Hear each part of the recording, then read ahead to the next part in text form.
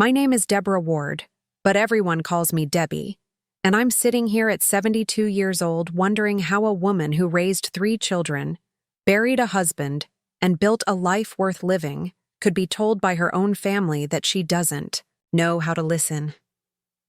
The words still ring in my ears like church bells on a Sunday morning, except these bells carry shame instead of salvation. You see, last Tuesday, my daughter-in-law Sarah looked me straight in the eye across my own kitchen table and said something that cut deeper than any surgeon's blade ever could. She said I was selfish, that I never truly heard anyone, that I lived in my own little world where everyone else's voices were just background noise to my own thoughts. Before we jump back in, tell us where you're tuning in from, and if this story touches you, make sure you're subscribed, because tomorrow, I've saved something extra special for you. Now, I've been called many things in my 72 years on this earth. My late husband Robert used to call me stubborn as a mule when I'd insist on hanging the Christmas lights my way instead of his. My children called me overprotective when I'd wait up until they came home from their dates, even when they were well into their 20s. But selfish? Someone who doesn't listen? That word felt like a foreign language coming from someone I'd tried so hard to welcome into our family circle. The thing about getting older is that you start to realize how precious words become. When you've buried friends, when you've sat beside hospital beds holding hands that grow cold, when you've whispered goodbye to the person who shared your bed. For 43 years, you understand that conversations aren't just exchanged pleasantries. They're lifelines. Connections that keep us tethered to this world and to each other.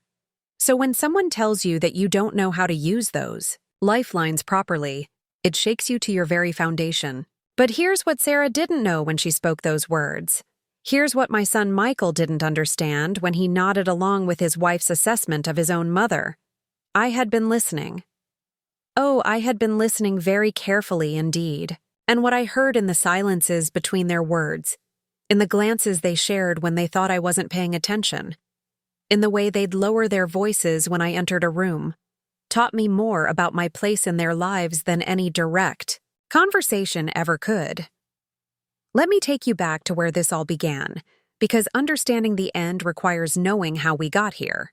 It was a Thursday evening in October, the kind where the air carries the first real promise of winter, and the leaves crunch underfoot like nature's own percussion section.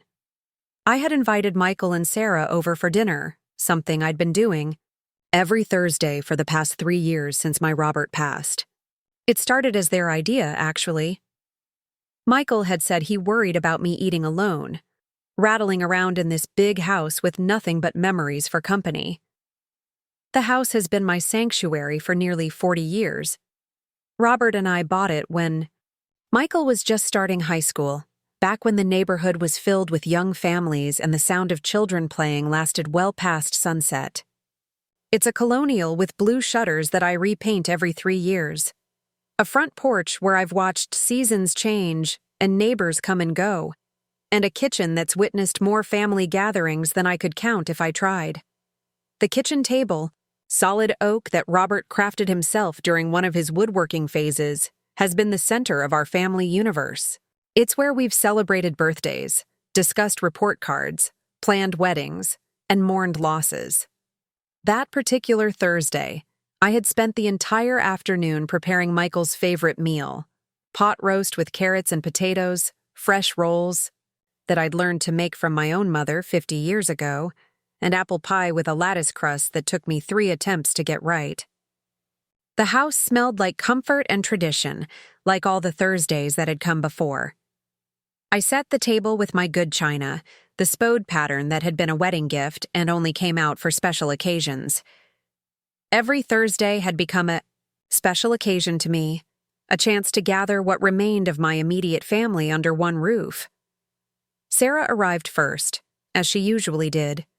She's a petite woman with auburn hair that she keeps in a neat bob, always dressed like she stepped out of a catalog even for casual family dinners. She works in marketing for a pharmaceutical company, a job that requires her to be articulate and persuasive, skills that serve her well in professional settings but sometimes make our personal interactions feel like business meetings.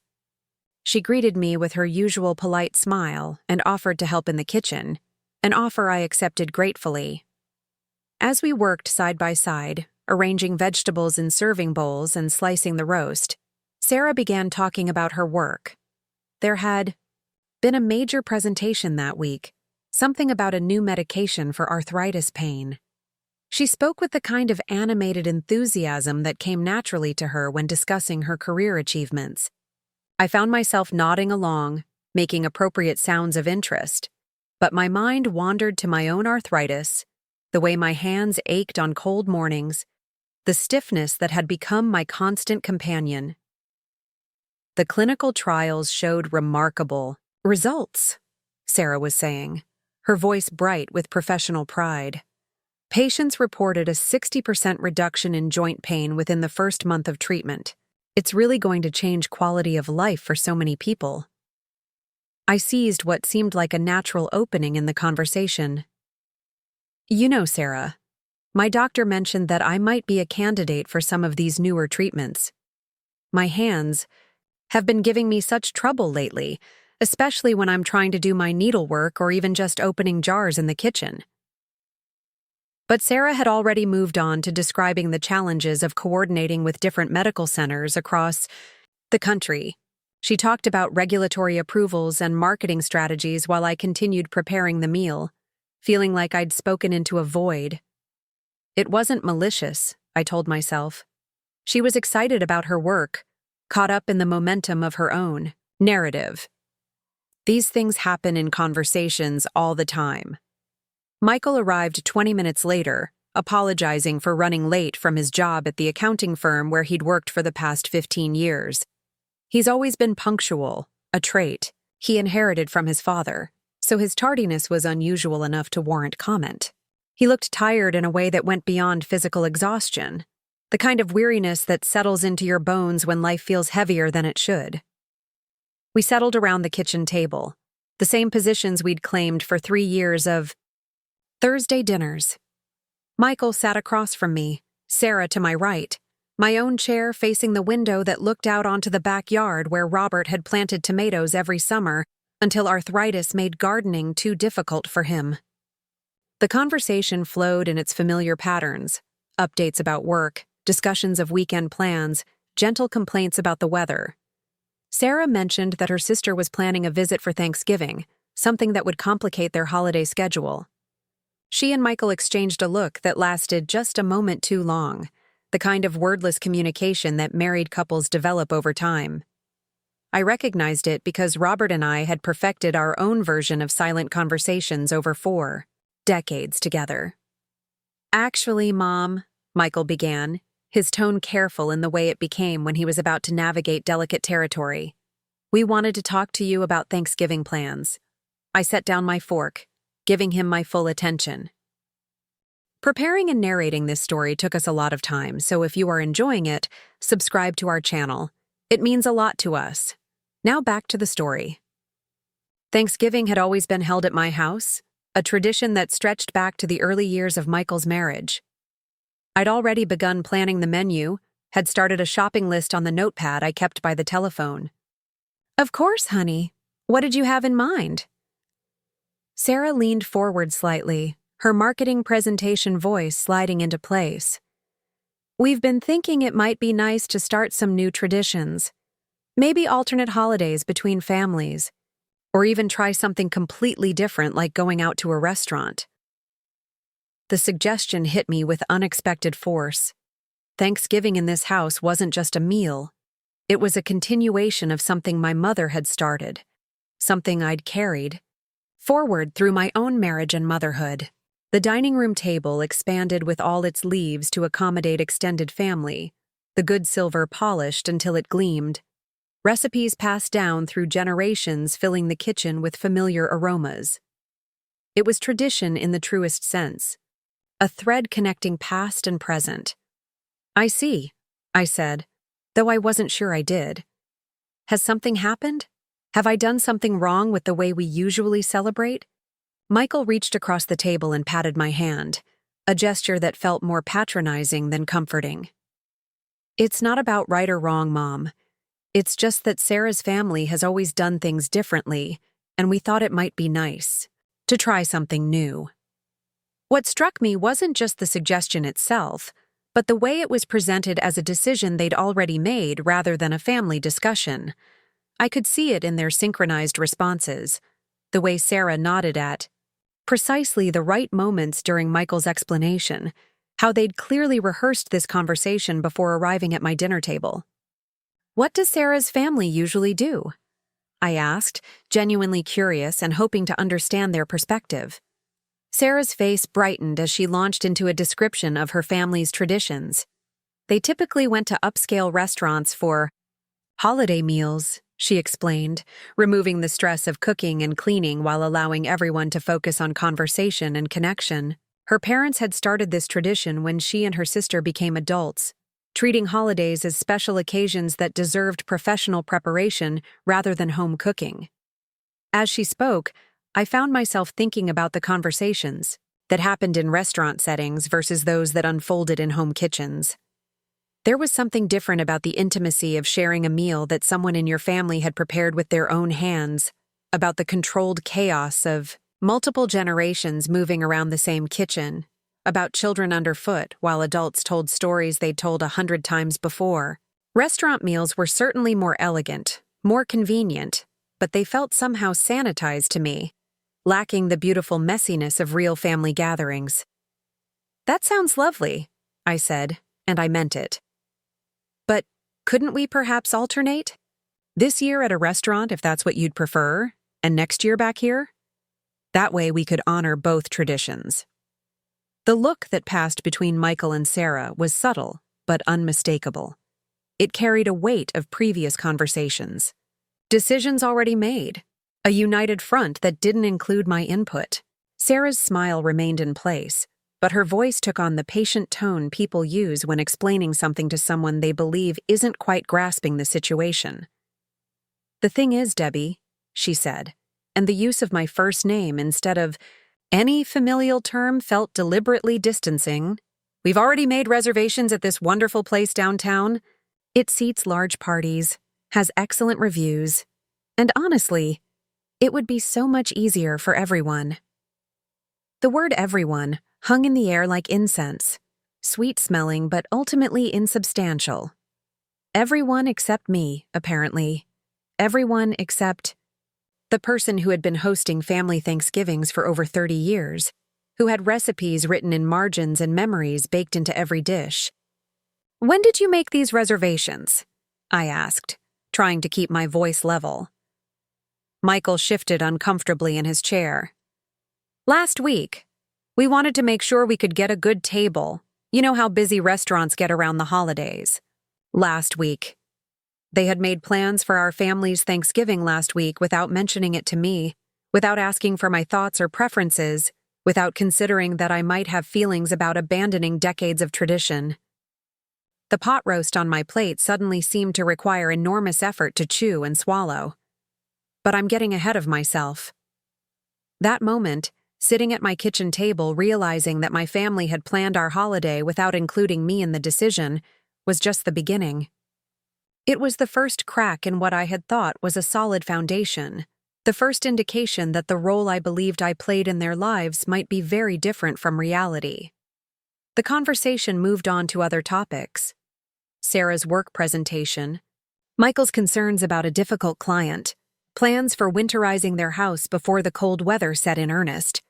I participated as I always did, asking questions, offering suggestions, sharing my own experiences when they seemed relevant. But something had shifted, like when you're listening to a radio station and the signal starts to fade, creating static, where there used to be clear sound. After dinner, as we cleared the table and loaded the dishwasher, Sarah mentioned that their neighbor had recommended a new dry cleaner. "They specialize in delicate fabrics," she said, wrapping leftover roast in aluminum foil. "You know how hard it is to find someone who really knows how to handle vintage pieces." I perked up at this. "Oh, I've been looking for a good dry cleaner. I have some of Robert's suits that I've been meaning to have cleaned and stored properly, and some of my mother's dresses that need special care." But Sarah had already moved on to discussing weekend errands with Michael, something about picking up a prescription and stopping by the hardware store. My comment about the dry cleaner seemed to evaporate into the kitchen air like steam from the dishwater. It was a small thing, the kind of conversational overlap that happens in every family gathering. But combined with the Thanksgiving announcement, it began to form a pattern that I couldn't ignore. It felt like I was speaking into a room where no one was quite listening, where my words were acknowledged but not absorbed, where my presence was appreciated but my input wasn't particularly valued. After they left that evening, I sat in my living room with a cup of tea, surrounded by photographs that chronicled decades of family life. There was Michael's high school graduation, where he'd thanked me in his valedictorian speech for always believing in him. His wedding day, where I danced with him to "The Way You Look Tonight," while Sarah watched with genuine warmth. Christmas mornings, birthday celebrations, quiet Sunday afternoons when they'd stop by just to visit. Looking at those photographs, I tried to reconcile the family I remembered with the family I'd just had dinner with. When had I become someone whose opinions were optional? When had my role shifted from matriarch to mere attendee? When had including mom become a courtesy rather than a necessity? The questions followed me to bed that night and were still there when I woke up the next morning. Over the following days, I found myself paying attention to our interactions in ways I never had before. Phone conversations where I'd share news or concerns and receive polite but distracted responses. Text messages that went unanswered for hours or days. Invitations to events that felt obligatory rather than enthusiastic. It was during this period of heightened awareness that I began to understand something fundamental about human relationships. Love isn't just about grand gestures and holiday gatherings. It's about the small moments of recognition, the daily acknowledgement that someone else's thoughts and feelings matter enough to warrant your full attention. It's about listening not just for the pause where you can insert your own response, but for the meaning behind the words, the emotions that might not be explicitly stated. I started to realize that perhaps I hadn't been as good a listener as I'd believed myself to be. In my eagerness to contribute to conversations, to share my own experiences and wisdom, I might have been talking over the very people I most wanted to connect with. The irony wasn't lost on me. In my effort to maintain close relationships with my family, I might have been inadvertently pushing them away. But recognition of my own faults didn't diminish the hurt I felt when I realized how little my family seemed to value my participation in their lives. If anything, it made the situation more complex. How do you address communication problems when all parties involved seem to be both perpetrators and victims of the same fundamental misunderstanding? The Thursday dinners continued, but I approached them differently. Instead of filling silences with my own stories, I tried to ask more questions, to draw out Michael and Sarah's thoughts and experiences. Instead of offering immediate solutions to problems they mentioned, I tried to simply listen and understand. The effort was exhausting in a way I hadn't anticipated. Active listening, real listening, requires a level of mental focus and emotional energy that casual conversation doesn't demand. What I discovered during this period of intentional listening was both enlightening and troubling. Michael, my successful, seemingly confident son, was struggling with anxiety about his career trajectory. At 45, he worried that he'd peaked professionally, that younger colleagues were passing him by, that his job security wasn't as solid as it appeared. Sarah, despite her professional success, felt overwhelmed by the pressure to excel in every area of her life. Career, marriage, social obligations, future family planning. These were significant concerns, the kind that family members should share and support each other through. But they were sharing them in fragments, incomplete thoughts interrupted by phone calls or work emails, conversations that started over dinner and died out before reaching any meaningful resolution. We were all talking, but none of us were fully connecting. The breakthrough came on a Tuesday evening in November. I had called Michael to ask about his preference for Christmas gifts, something I usually handled months in advance but had procrastinated about this year. Instead of the usual brief conversation about practical presents, he began talking about a situation at work that was causing him significant stress. One of his long-term clients, a family business he'd been working with for over a decade, was being investigated for tax irregularities. Michael wasn't involved in any wrongdoing, but the association was creating complications for his firm. He was worried about his reputation, concerned about potential legal ramifications, and frustrated by his inability to control the situation. As he talked, I found myself wanting to jump in with reassurances, to tell him that everything would work out fine, that his integrity would protect him, that he shouldn't worry about things beyond his control. These were the responses I'd always given to my children's problems. Optimistic, solution-oriented, designed to make them feel better, rather than necessarily addressing the complexity of their situations.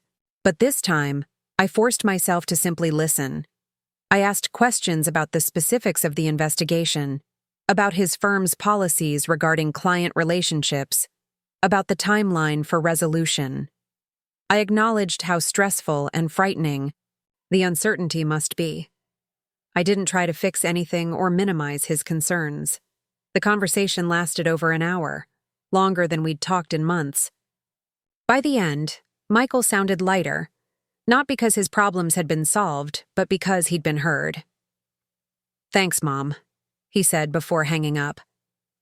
"I really needed to talk through all of this with someone who understands." Someone who understands. Those words stayed with me long after we said goodbye. When had I become someone who understood rather than someone who simply reacted? When had I learned to hear the request behind the complaint, the fear behind the frustration? It was a small victory, but it gave me hope that perhaps the distance I'd been feeling from my family wasn't permanent or insurmountable. Perhaps we could learn to communicate more effectively, to listen more deeply, to value each other's perspectives even when they differed from our own. But hope, I was about to learn, can be a dangerous thing when it's built on a foundation that's already begun to crack. The conversation with Michael had been a step forward, but it was followed by a leap backward that would change everything. The final Thursday dinner of November arrived with the kind of bitter cold that makes you grateful for heated homes and warm meals. I had prepared Michael's second favorite dish, beef stew with homemade biscuits, thinking that comfort food might ease what I sensed was growing tension around the upcoming holiday arrangements. The restaurant reservation for Thanksgiving still felt like a wound that hadn't quite healed, but I was determined to make peace with their decision. Sarah arrived alone that evening, explaining that Michael had been delayed at the office dealing with the ongoing client situation. She seemed more talkative than usual, perhaps feeling the need to fill the conversational space that Michael's absence had created. She told me about a work conference she'd be attending in December, a professional development opportunity that excited her. "It's in San Francisco," she said, stirring sugar into her coffee. 3 days of workshops and networking events? The company is paying for everything, and I've never been to California before." I expressed genuine enthusiasm for her opportunity. "How wonderful! You'll have to take lots of pictures. I've always wanted to see the Golden Gate Bridge in person." She smiled at this, the first genuinely warm expression I'd seen from her in weeks. "Actually, Michael and I have been talking about taking a real vacation together. We haven't had more than a long weekend away in over 2 years." "That sounds like exactly what you both need. Where are you thinking of going?" What followed was a detailed description of their tentative plans for a Caribbean cruise. Something they'd apparently been researching for months. Sarah's enthusiasm was infectious as she described the various ports of call, the onboard activities, the opportunity to completely disconnect from work responsibilities for a full week. As she talked, I found myself thinking about my own travel experiences with Robert. We'd taken a few cruises during our marriage, including one to the Caribbean for our 25th anniversary. I had stories about the places they were planning to visit, recommendations for shore excursions, warnings about tourist traps to avoid. But every time I tried to contribute to the conversation, Sarah seemed to redirect it back to her own planning concerns. Should they book excursions in advance, or wait until they were on board? Was travel insurance worth the extra cost? What was the best way to handle international phone and internet access? These were exactly the kinds of questions that my travel experience could have helped answer. Robert and I had learned lessons about cruise travel through trial and error, mistakes that could easily be avoided with proper planning. But Sarah seemed more interested in thinking out loud than in receiving actual advice. The evening took a decisive turn when Michael finally arrived, nearly an hour late and clearly agitated about whatever had kept him at the office. He apologized for his tardiness and accepted a plate of reheated stew, but his attention remained, divided between our conversation and his phone, which kept buzzing with what appeared to be work-related messages. Sarah began updating him on their vacation planning discussion, but Michael seemed too distracted to engage meaningfully. He made appropriate sounds of agreement while scrolling through emails, his responses automatic rather than considered. "Michael," I said, trying to draw his attention back to the table, "you need to eat before your dinner gets cold again." He looked up from his phone with the expression of someone whose train of thought had been derailed. "Sorry, Mom. This client situation is just consuming everything right now." "I know it's stressful," I replied, "but you're here now, with your family. Can't the emails wait for an hour?" The words came out more sharply than I'd intended, carrying frustration I hadn't realized I was feeling. Sarah and Michael exchanged one of their wordless glances, and I could practically see them communicating about my tone, my expectations, my apparent inability to understand the demands of modern professional life. "You're right," Michael said, putting his phone face down on the table. "Sorry. Let's focus on dinner." But the damage was already done. The conversation that followed felt forced, artificial, like actors reading lines rather than family members sharing a meal. We discussed safe topics, the weather, neighborhood news, holiday decorating plans. Nothing controversial, nothing that required deep engagement or emotional investment. It was during this stilted conversation that Sarah made the comment that would change everything. We were discussing Christmas decorating traditions, a topic that should have been pleasant and unifying.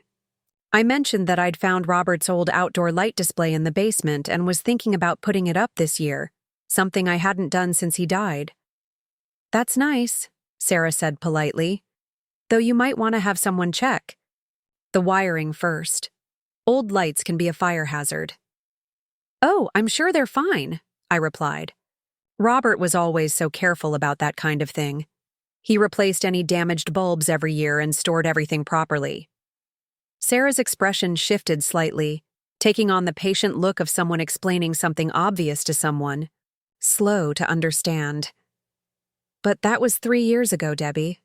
Wiring can deteriorate over time, especially in basement storage conditions. It would be safer to have them inspected." Her tone was reasonable, her concern legitimate, but something about the way she said it triggered a defensive response I couldn't control. "I think I know my own husband's work," I said, my voice carrying an edge that surprised all of us. "He was an engineer, Sarah. He understood electrical safety better than most people." "I'm sure he did," she replied, her marketing training, keeping her voice level and professional. "I'm just suggesting that time and storage conditions can affect even the best installations. It's not about Robert's competence. It's about basic safety precautions." She was right, of course. Her suggestion was practical and caring. But in that moment, it felt like another instance of my judgment being questioned, my capabilities being doubted, my connection to my late husband's memory being somehow inadequate. "I appreciate your concern," I said, trying to regain my composure. "But I think I can manage my own Christmas decorations."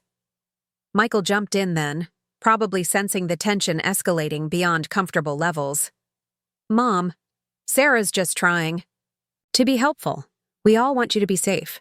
And there it was again, The assumption that I needed their guidance, their protection, their superior understanding of situations I'd been handling independently for decades. The presumption that my age and widowhood had somehow diminished my capacity for basic decision-making. "I've been managing this house and my own safety for 3 years now," I said, my voice rising despite my efforts to control it. "I think I've proven that I'm capable of handling Christmas lights." Sarah set down her coffee cup with deliberate care, the kind of measured movement people make when they're working to control their own emotional responses. "This isn't about capability, Debbie. It's about accepting help when it's offered. It's about letting people who care about you contribute to your well-being." "Is that what this is about?" I asked. "My well-being? Or is it about your need to feel like you're managing everyone and everything around you?" The accusation hung in the air like smoke from a kitchen fire, acrid and impossible to ignore. Sarah's face flushed, and Michael looked stricken, clearly, caught between loyalty to his wife and concern for his mother. "That's not fair," Sarah said, her professional composure finally cracking. "I've spent 3 years trying to be part of this family, trying to support you after Robert's death, trying to make sure you're not isolated or struggling alone. And every time I offer help or make a suggestion, you act like I'm attacking your independence." "Because that's exactly what it feels like," I shot back.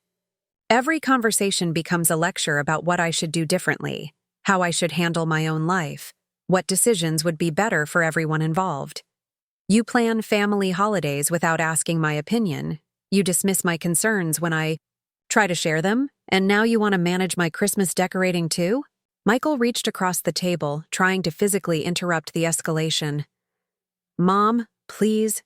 Sarah's not trying to control anything. She's trying to help."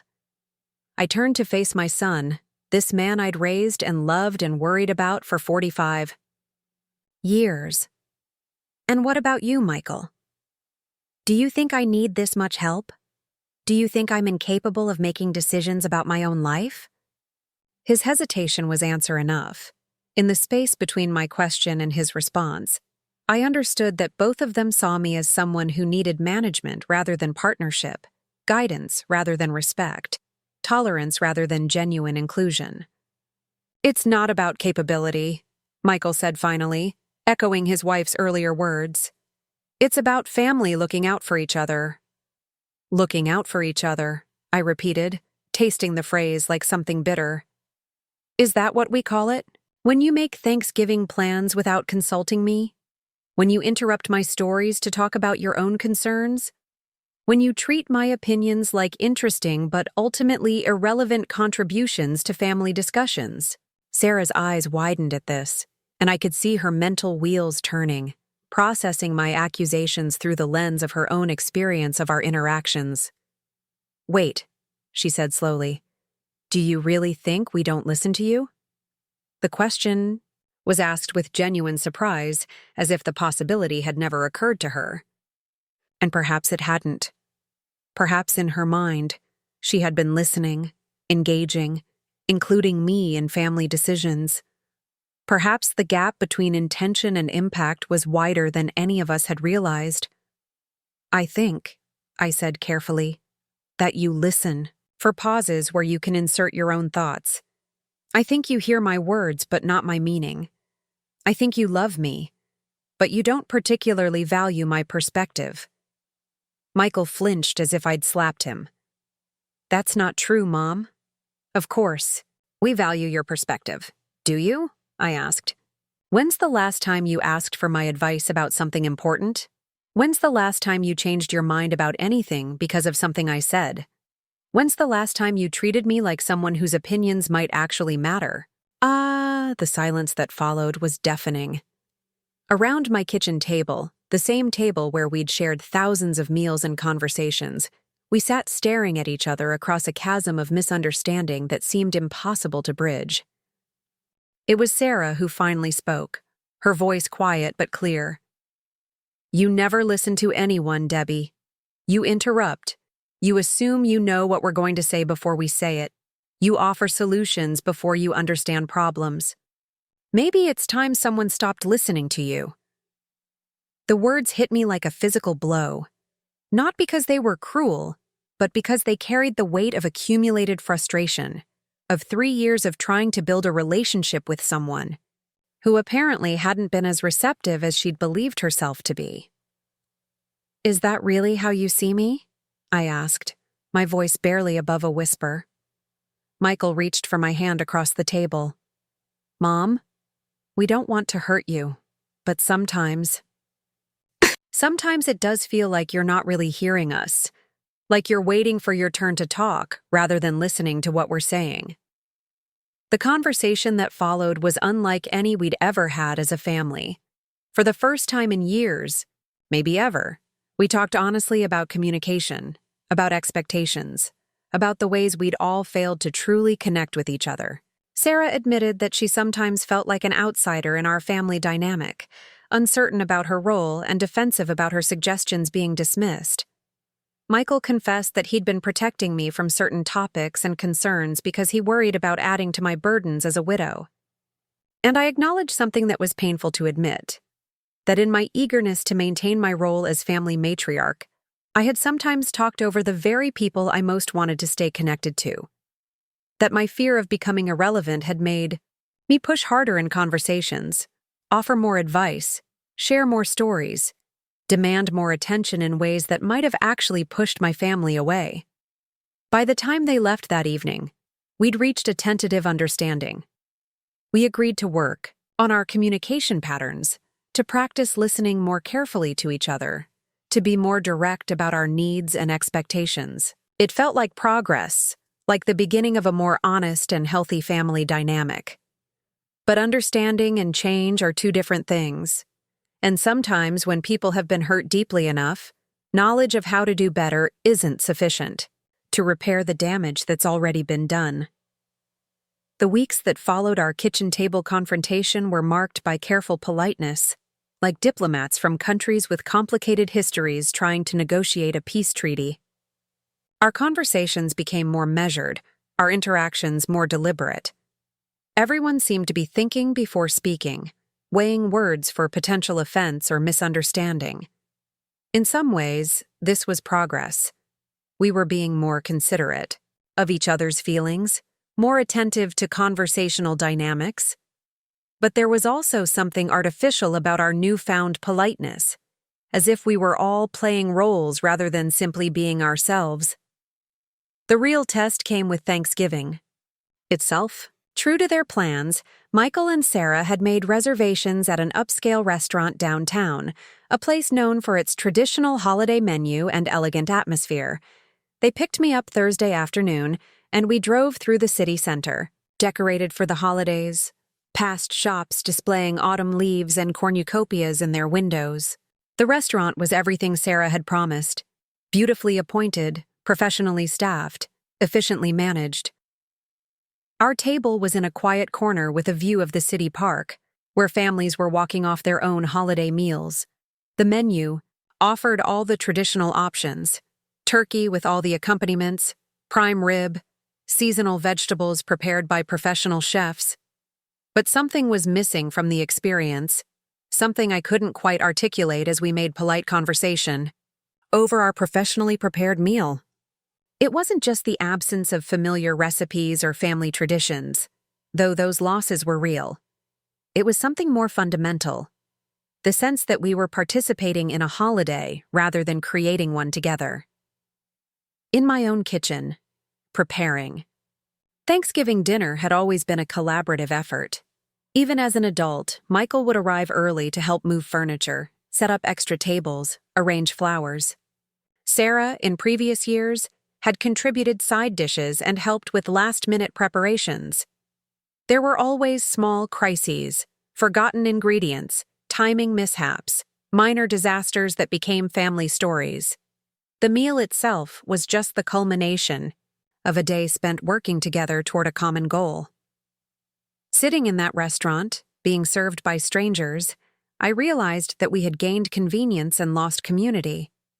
We had eliminated stress and sacrifice, but we had also eliminated the shared effort that made celebrations meaningful. The food was undoubtedly better than anything I could have prepared in my own kitchen, but it carried no history, no personal investment, no sense of accomplishment. As we drove home that evening, Sarah asked if I'd enjoyed the restaurant experience. I gave the expected positive response, thanking them for organizing such a lovely meal. But privately, I mourned the loss of chaos and collaboration that had made previous Thanksgivings feel like real celebrations rather than obligatory gatherings. December brought new challenges to our carefully reconstructed family relationships. The Christmas cruise that Sarah had discussed so enthusiastically in November became a reality, scheduled for the week between Christmas and New Year's. This meant that our usual Christmas celebration would need to be moved to accommodate their travel plans.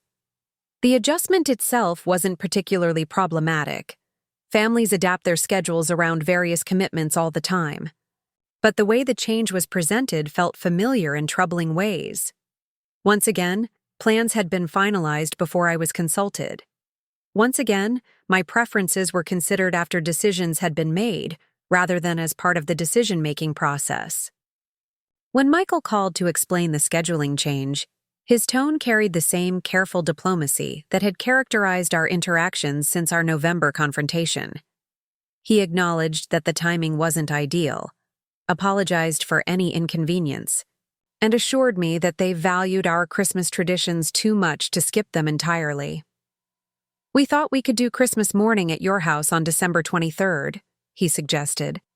"That way we can still exchange gifts and have our family celebration before we leave for the cruise." December 23rd. Not Christmas Eve, with its own special traditions and religious significance. Not Christmas Day, with its lazy morning routines and afternoon feast. December 23rd, chosen for its convenience to their travel schedule rather than its meaning to our family celebration. I found myself facing a choice that felt emblematic of my entire relationship with Michael and Sarah. I could object to the scheduling change, insist on celebrating Christmas on its actual date, and create conflict. That would overshadow whatever celebration we ultimately had. Or I could accept their proposed compromise, prioritize family harmony over personal preferences, and hope that the spirit of the holiday would transcend the arbitrary date on the calendar. I chose accommodation, as I usually did. But the choice felt like another small surrender. Another instance of my needs being secondary to everyone else's convenience. December 23rd became our Christmas, whether we called it that or not. The irony wasn't lost on me that in trying to preserve family traditions, we had fundamentally altered them. But perhaps that's the nature of family life. Constant adaptation to circumstances beyond our control, endless compromise between competing needs and desires, the ongoing challenge of maintaining connection across changing seasons of life. As December progressed, I found myself engaging in a kind of archaeological expedition through my own memories, trying to understand how we had arrived at this place of careful politeness and managed expectations. I spent long evenings in Robert's study, surrounded by photo albums and memory boxes, searching for clues about when things had begun to shift. The photographs told a story of gradual change rather than dramatic rupture. In the early years of Michael's marriage, Sarah appeared tentative in family photos, standing slightly apart from the rest of us as if unsure of her place in our established dynamic. Over time, she moved closer to the center of family groupings, her smile becoming more natural, her posture more relaxed. But there was something in the more recent photos that I hadn't noticed before. A subtle distance in her eyes, as if she was participating in family moments while simultaneously observing them from outside. I began to wonder if Sarah's apparent withdrawal from our family conversations wasn't rejection, but self-preservation.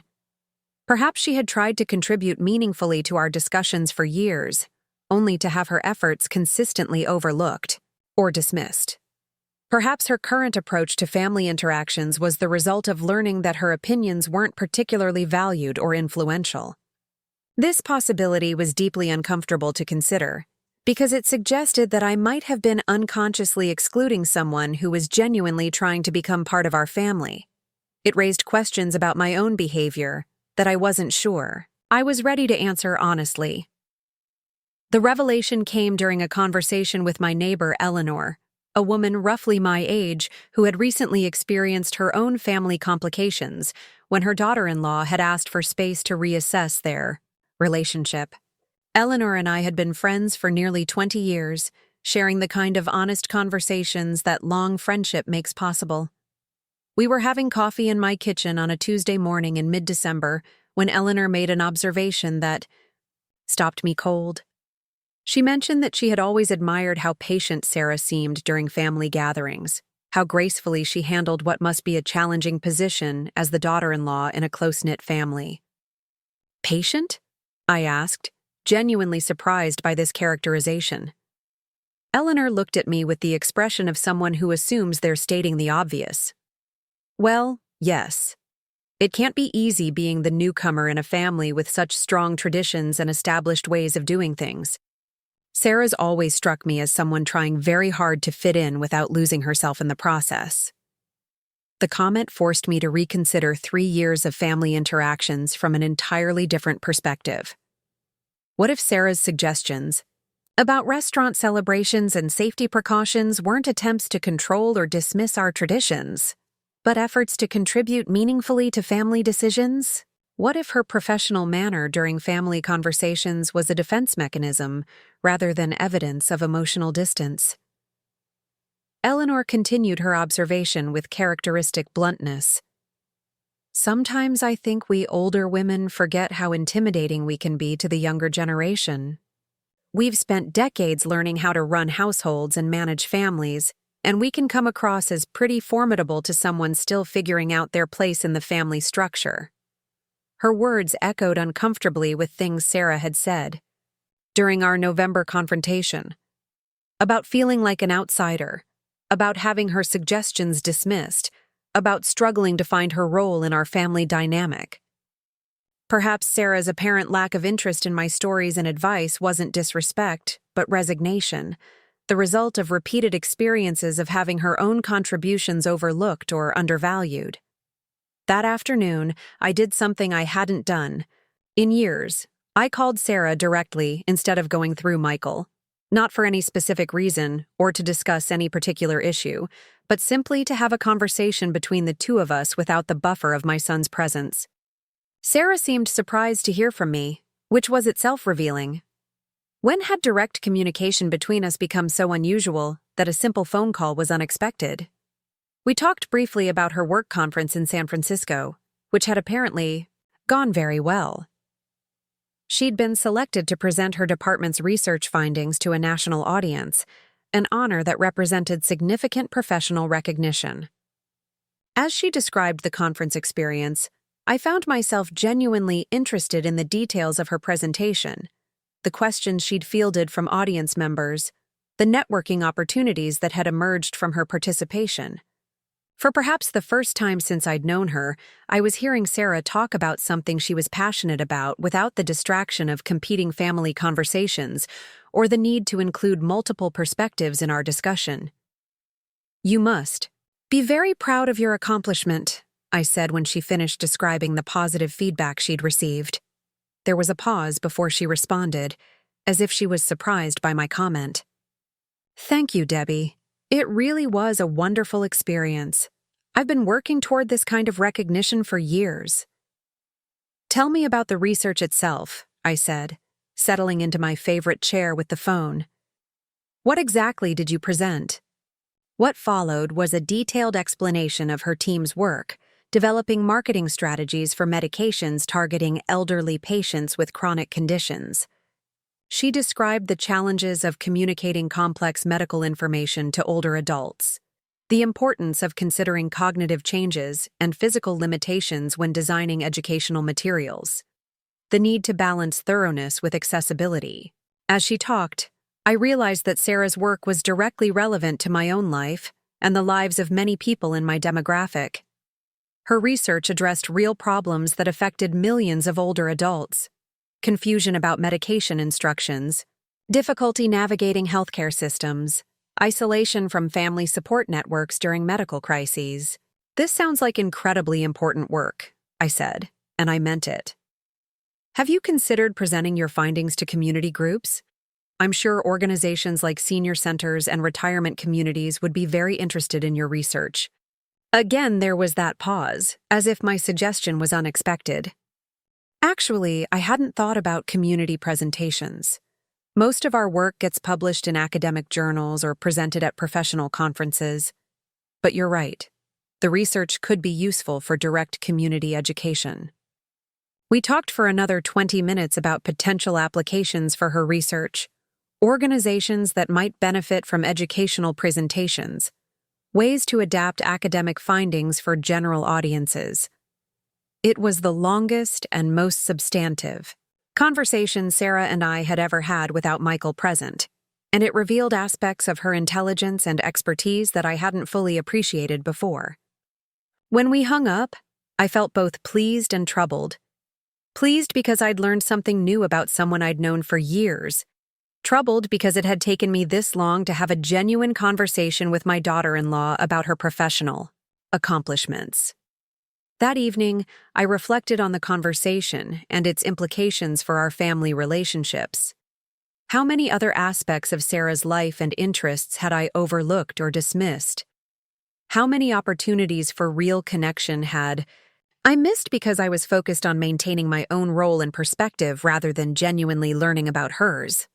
The questions multiplied as I considered my interactions with Michael as well. When was the last time I'd asked him about his hopes and fears, rather than simply offering reassurance about his current concerns? When had I last treated him like the complex adult he'd become rather than the child I remembered raising? These realizations led to what I can only describe as a period of intentional listening. Over the following weeks, I made a conscious effort to approach family conversations differently. Instead of preparing my own responses while others were speaking, I focused on understanding what they were actually trying to communicate. Instead of offering immediate solutions to problems they mentioned, I asked questions that encouraged them to explore their own thoughts and feelings more deeply. The changes were subtle but significant. During our next Thursday dinner, when Michael mentioned ongoing stress about his work situation, I asked about the specific aspects that worried him most rather than immediately reassuring him that everything would work out fine. When Sarah talked about challenges with her holiday shopping, I listened to her concerns about finding meaningful gifts rather than immediately suggesting practical solutions. To my surprise, these conversations lasted longer and felt more satisfying than our usual exchanges. Michael seemed to relax as he realized I wasn't going to interrupt his explanation with premature advice. Sarah became more animated when she realized I was genuinely interested in her thought process, rather than simply waiting for my turn to contribute. But old habits die hard, and real change requires more than good intentions. Despite my conscious efforts to listen more effectively, I still found myself falling into familiar patterns. During a conversation about their cruise planning, I interrupted Sarah's explanation of their shore excursion options to share a story about Robert's and my own Caribbean travel experiences. When Michael was describing a difficult client meeting, I jumped in with suggestions before he'd finished explaining the situation. Each time I caught myself reverting to old patterns, I felt frustrated and disappointed. If I was this aware of my communication habits and still struggling to change them, how difficult must it be for others to modify their own ingrained behaviors? How much patience and practice would it take for all of us to learn new ways of relating to each other? The answer came sooner than I expected, in the form of our rescheduled Christmas celebration on December 23rd. I had prepared for this gathering with particular care, not just in terms of meal planning and gift selection, but in my approach to family interaction. I was determined to make this celebration an example of the kind of inclusive, respectful communication we'd been working toward. Michael and Sarah arrived in the early afternoon, both seeming genuinely excited about our family celebration despite its unconventional timing. Sarah brought homemade cookies, something she'd never done before, explaining that she'd wanted to contribute something personal to our holiday tradition. Michael had taken the entire day off work, a gesture that demonstrated his commitment to family time. We began with gift exchanges in the living room, surrounded by the Christmas decorations I'd ultimately decided to put up after having them professionally inspected. The lights were beautiful, and I was grateful both for their safe operation and for Sarah's practical suggestion that had ensured their safety. As we opened presents, I made a conscious effort to focus completely on each person's reactions, to ask questions about their choices, to express genuine appreciation for their thoughtfulness. When Sarah gave me a beautiful silk scarf in colors that perfectly complemented my winter wardrobe, I asked about how she'd selected it, where she'd found it, what had made her think it would suit me. Her face lit up as she explained that she'd been paying attention to my color preferences for months, noting which shades I chose for clothing and home decorating. She'd found the scarf at a small boutique that specialized in accessories for women over 60, a store that considered factors like skin tone changes and style preferences that evolve with age. "I wanted to find something that would make you feel beautiful," she said simply. The comment touched me more than any expensive gift could have. It demonstrated that Sarah had been observing and considering my preferences, that she cared about my happiness enough to put real thought and effort into her selection.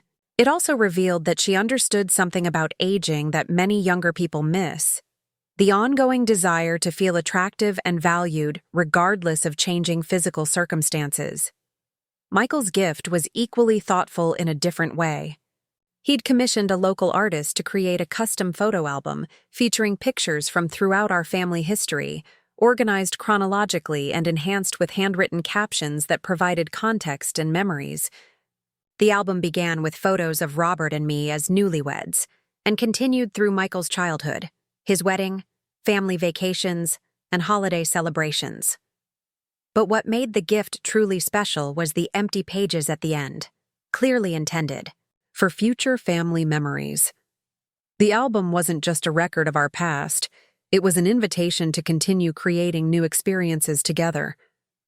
I realize that we've been so focused on our individual lives that we haven't been very intentional about creating new family memories, Michael explained as I turned through the pages.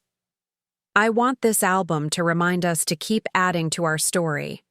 The gifts I'd chosen for them felt somewhat inadequate in comparison to the thoughtfulness they'd demonstrated. I'd selected practical items: a leather briefcase for Michael, a professional blazer for Sarah. Both were high quality and appropriate, but they lacked the personal touch that their gifts had demonstrated. However, the afternoon proved that the success of gift exchanges isn't measured solely by the presents themselves, but by the attention and appreciation we bring to the experience of giving and receiving. By focusing completely on understanding their thought processes and expressing genuine gratitude for their consideration, I was able to make our gift exchange feel meaningful despite my less inspired selections. Dinner preparation became a collaborative effort in ways it hadn't been for years. Instead of insisting on handling everything myself, I accepted Sarah's offer to help with vegetables and Michael's assistance with table setting. We worked together, in the kitchen, sharing stories and jokes, tasting dishes and adjusting seasonings, creating the kind of warm chaos that makes cooking feel like celebration rather than chore. During this collaborative preparation, Sarah shared something that surprised me. She mentioned that she'd always been intimidated by family cooking traditions, worried that her own culinary skills wouldn't measure up to expectations established over decades of family gatherings. "I grew up in a family where we rarely cooked together," she explained while peeling potatoes. "Holiday meals were usually catered or prepared by my mother alone. I've always felt like I was supposed to know how to contribute to family cooking, but nobody ever taught me the informal rules and traditions." Her admission helped me understand why my previous invitations for kitchen help had often been politely declined. What I'd interpreted as lack of interest was actually concern about making mistakes or disrupting established routines. By explicitly asking for her assistance and clearly explaining my expectations, I was giving her permission to participate without fear of doing something wrong. Michael made a similar revelation about family traditions and expectations. He admitted That he sometimes felt caught between competing loyalties when Sarah's preferences differed from long-established family practices. He wanted to honor the traditions he'd grown up with while also creating space for his wife's ideas and contributions. "It's hard to know how to balance respect for the past with openness to change," he said while arranging silverware around the dining room table. "I don't want to abandon the things that made our family special, but I also don't want Sarah to feel like an outsider in her own family." These conversations continued throughout our meal preparation and dinner itself. For the first time in months, maybe years, we talked honestly about our expectations and fears regarding family relationships. We acknowledged the ways we'd all contributed to communication problems and committed to being more direct about our needs and more attentive to each other's concerns.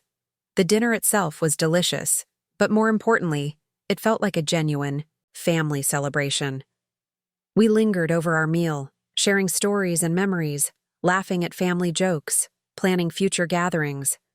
The conversation flowed naturally between topics, with everyone contributing meaningfully and respectfully. As the evening wound down and we cleared the dinner dishes together, I felt more optimistic about our family relationships than I had in months. The careful politeness that had characterized our interactions since November had been replaced by something warmer and more authentic. We seemed to have found a way to communicate more effectively while maintaining the affection and connection that had always been the foundation of our family bond. But optimism, I was beginning to learn, can be fragile when it's built on recent progress rather than established patterns. The success of our December 23rd celebration was real and meaningful, but it was also just one evening in the context of years of accumulated misunderstandings and hurt feelings. The test of our improved communication came during the week between Christmas and New Year's, while Michael and Sarah were on their cruise.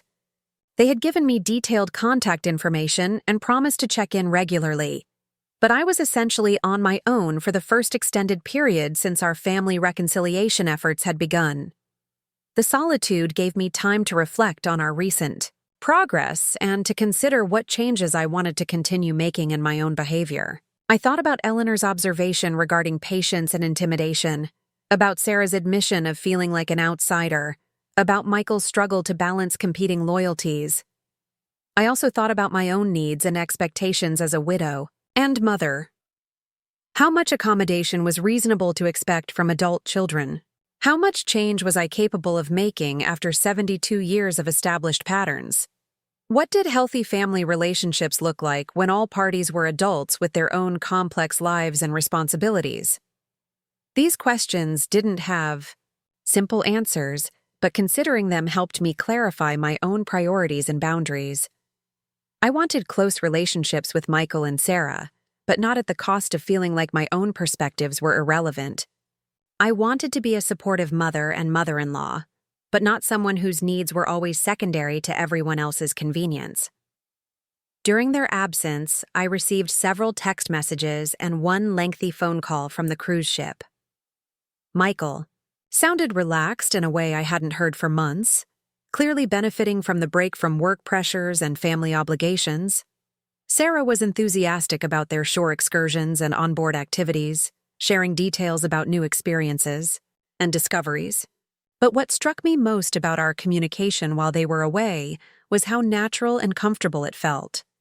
Without the dynamics of in-person family gatherings, we seemed able to connect more easily. Phone conversations allowed for more focused attention, fewer distractions, less pressure to manage multiple relationships simultaneously. This realization made me wonder whether some of our communication difficulties stemmed not from lack of affection or respect, but from the challenges of managing complex family dynamics in group settings. Perhaps we all functioned better in one-on-one conversations than in family gatherings where competing voices and perspectives created communication chaos. When they returned from their cruise in early January, tanned and refreshed and full of stories about their adventures, I decided to test this theory. Instead of immediately resuming our Thursday dinner tradition, I suggested individual coffee dates with each of them, opportunities to reconnect without the pressure of group family dynamics. My coffee date with Sarah took place at a cafe near her office, a neutral location that felt more like a social meeting between friends than a family obligation. She brought photographs from their cruise, eager to share details about places they'd visited and experiences they'd enjoyed. As she described snorkeling in clear Caribbean waters and exploring historic sites in various ports of call, I found myself genuinely engaged with her enthusiasm and perspective. Without the competing demands of family dinner conversation, I could focus completely on her stories, ask follow-up questions, and express authentic interest in her experiences. But more importantly, the relaxed setting allowed for the kind of honest conversation that had been missing from our relationship. Sarah acknowledged that she'd been struggling with her role in our family for years, uncertain about how to contribute meaningfully while respecting established traditions and relationships. "I love Michael so much," she said, stirring cream into her coffee, "and I want to be part of his family. But sometimes I feel like I'm trying to join a club where I don't understand the rules or traditions." Her analogy was more accurate than she probably realized. Family relationships do operate according to unspoken rules and traditions, informal systems that develop over years of shared experience. New members of established families face the challenge of learning these systems while simultaneously trying to contribute their own perspectives and preferences. I admitted to Sarah that I hadn't always been welcoming of her ideas and suggestions, that my own insecurity about changing family dynamics had sometimes made me defensive about traditions and resistant to new approaches. "I think I was afraid that accepting your ideas meant abandoning things that connected me to Robert and to Michael's childhood," I explained. "But I'm beginning to understand that families can grow and change without losing their essential character." We talked for over 2 hours that afternoon, longer than we'd ever talked without Michael present.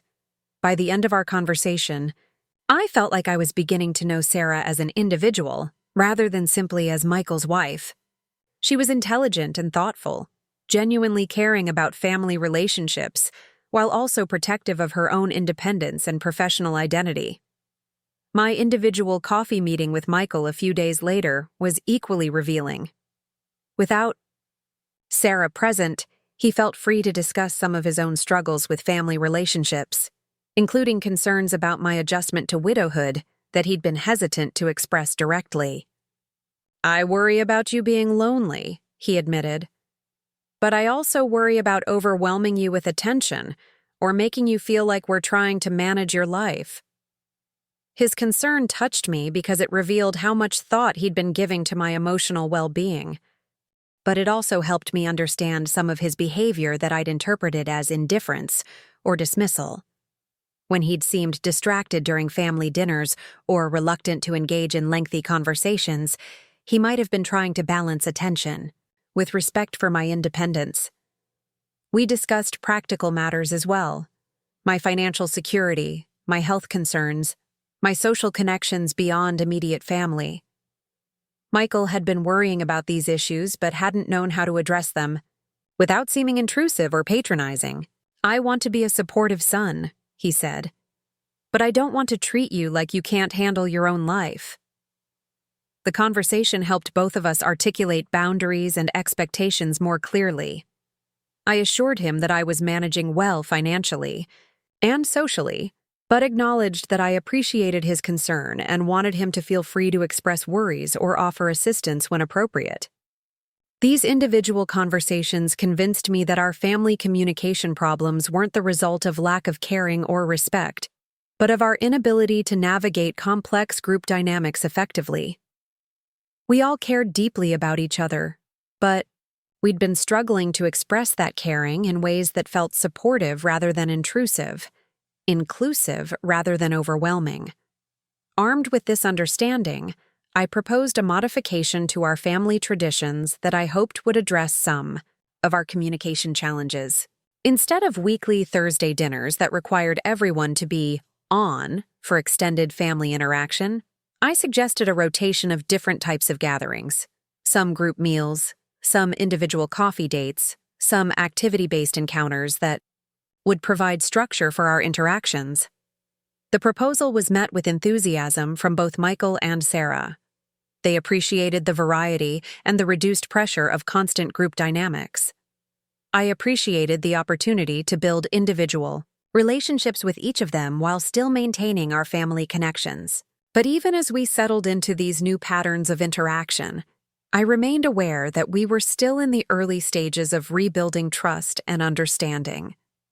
Years of accumulated misunderstandings couldn't be resolved through a few honest conversations and good intentions.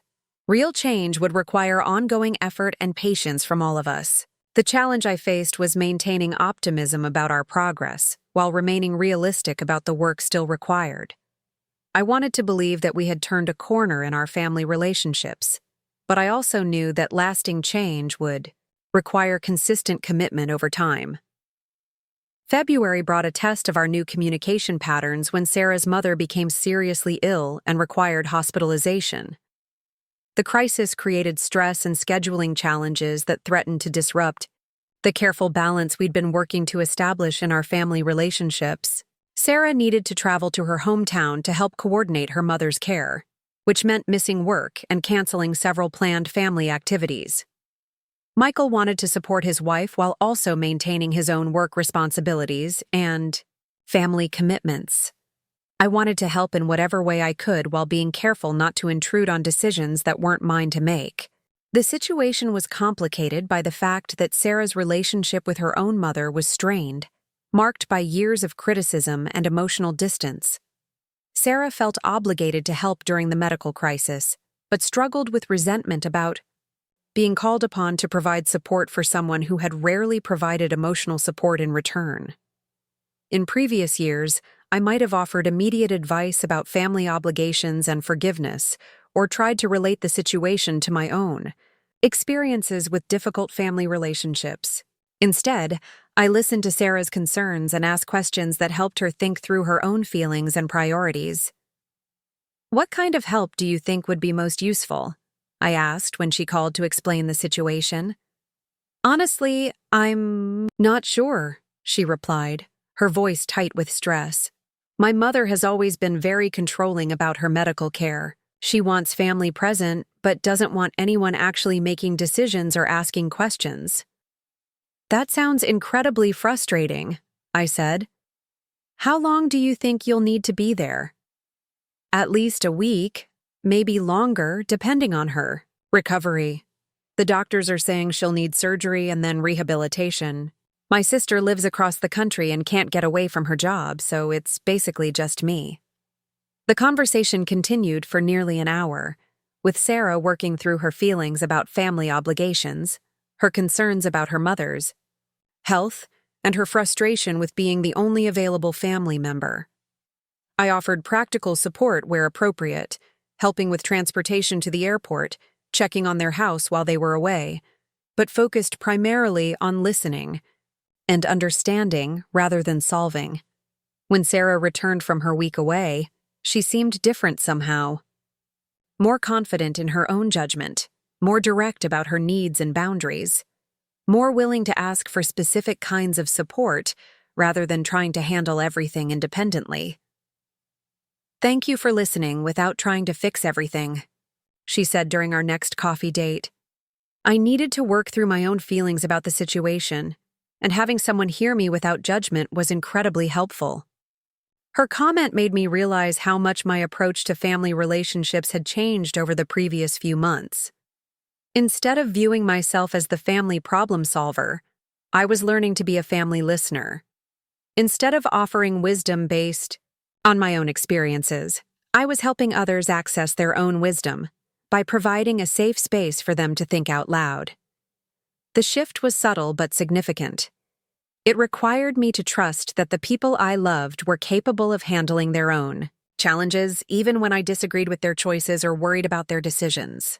It meant accepting that my role in their lives was to provide support and perspective rather than direction and control. This new understanding of my role was tested again in March, when Michael's work situation reached a crisis point. The client investigation that had been causing him stress for months resulted in formal charges being filed against the business owner. While Michael himself wasn't implicated in any wrongdoing, his firm decided to terminate their relationship, with all clients associated with the investigation. The decision left Michael scrambling to replace a significant portion of his income, while also managing the professional reputational concerns that arose from being associated, however peripherally, with a legal controversy. He was angry about the firm's decision, worried about his financial security, and considering whether to look for employment with a different company. In our previous family dynamic, this situation would have become a topic for extended discussion. During Thursday dinners, with everyone offering opinions about Michael's options and strategies. Instead, I suggested that we have individual conversations about the situation, allowing Michael to process his feelings and consider his options without the pressure of group problem-solving sessions. During our one-on-one coffee meeting, Michael was able to express frustration and fear that he might not have felt comfortable sharing in a family group setting. He worried about his ability to rebuild his client base, concerned about the impact on his marriage if his income decreased significantly, and questioned whether he'd made the right career choices throughout his professional life. "I keep thinking, I should have seen this coming," he said, staring into his coffee cup. There were signs that this client was cutting corners, making decisions that prioritized profit over compliance. But I focused on the accounting work and didn't ask enough. Questions about their business practices. "Do you think asking more questions would have changed the outcome?" I asked. "Maybe not," he admitted. "But I might have gotten out before things reached the point of formal charges. I might have protected myself and my firm from this kind of association." We talked about the difference between reasonable professional caution and paralyzing second-guessing, about the challenges of making decisions with incomplete information, about the ways that ethical business practices sometimes conflict with financial pressures. What struck me about our conversation was how much more complex Michael's professional life had become since I'd retired from my own career. The accounting work I'd done decades ago had been straightforward. Numbers either added up correctly or they didn't. Tax regulations were clear and consistent. Client relationships were primarily transactional. Michael's current professional environment required navigating ethical gray areas, managing relationships with clients whose business practices he couldn't fully control, and making decisions that balanced professional obligations with personal risk management. The skills required for success in his field had evolved far beyond technical competence to include emotional intelligence, risk assessment, and ethical judgment. Recognizing the complexity of his situation helped me understand why my previous advice-giving approach had been inadequate. The challenges he faced didn't have simple solutions or clear precedents in my own experience. What he needed wasn't answers, but someone who could help him think through the implications of various options and trust his own judgment about the best path forward. Over the following weeks, as Michael worked through his employment decisions and began rebuilding his client base, I continued to provide support through listening and encouragement rather than advice and direction. The approach felt uncomfortable at first. My instinct was to offer solutions and reassurance, but it seemed to be more helpful for him in the long run. By the end of March, Michael had decided to remain with his current firm while diversifying his client base to reduce dependence on any single relationship. He'd also established clearer boundaries around the types of clients he would accept and the level of scrutiny he would apply to potential business relationships. "I feel more confident about my professional judgment than I have in years," he told me during one of our regular coffee meetings. Having space to work through the decision-making process without pressure to choose quickly or accept other people's solutions was exactly what I needed. His comment reinforced my growing understanding that effective family support often involves stepping back rather than stepping in, trusting rather than controlling, listening rather than solving. But perhaps the most significant test of our new family communication patterns came in April, when Sarah announced that she and Michael were beginning to discuss starting a family. The news brought up complex emotions for all of us: excitement about the possibility of grandchildren, concerns about timing and readiness, questions about how pregnancy and parenthood would affect our still evolving family relationships. Sarah's announcement came during one of our individual coffee dates, shared as something she wanted to discuss with me privately before it became a topic for broader family conversation. "We're not trying yet," she explained, "but we're starting to talk seriously about when and how we want to approach parenthood. I wanted to get your perspective on some of the things we're considering." The request for my perspective felt significant because it represented a level of trust and inclusion that hadn't characterized our relationship before. Sarah was asking for my input on one of the most important decisions she and Michael would make, treating me as someone whose wisdom and experience might be valuable in their planning process. We talked about practical considerations, financial planning for children, career timing issues, the impact of parenthood on marriage relationships. But we also discussed deeper questions about family traditions, parenting philosophies, and the kind of family environment they wanted to create for potential children. "I want our children to grow up feeling heard and valued," Sarah said. "But I also want them to understand the importance of family traditions and connections across generations." Her comment reflected an understanding of the balance we'd all been working to achieve, honoring the past while remaining open to change, maintaining family connections while respecting individual autonomy, creating space for multiple perspectives, while preserving what was valuable about established relationships.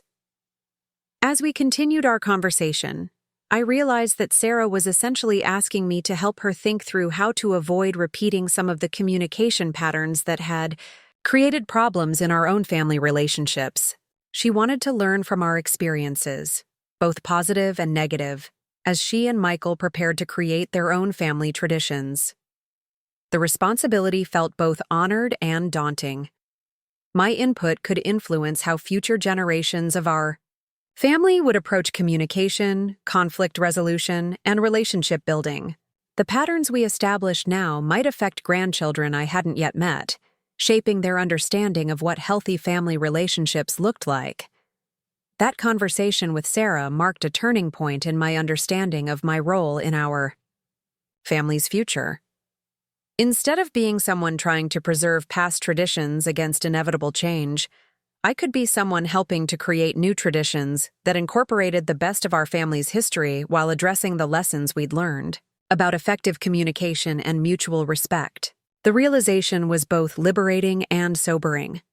Liberating because it freed me from the burden of maintaining family traditions exactly as they had always been. Sobering because it required me to think carefully about which aspects of our family culture were worth preserving and which might need modification for future generations. Over the following weeks, as I reflected on Sarah's questions and our ongoing family evolution, I began to see our recent struggles not as evidence of family breakdown, but as growing pains associated with positive change. We were learning to be a family of adults rather than a family organized around parent-child hierarchies.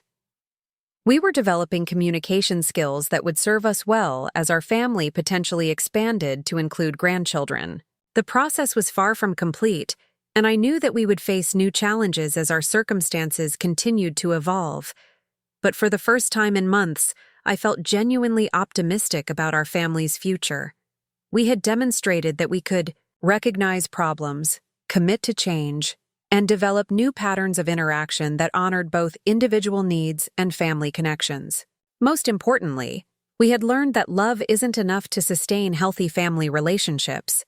Love must be accompanied by respect, attention, and the ongoing effort to understand and appreciate each other's perspectives.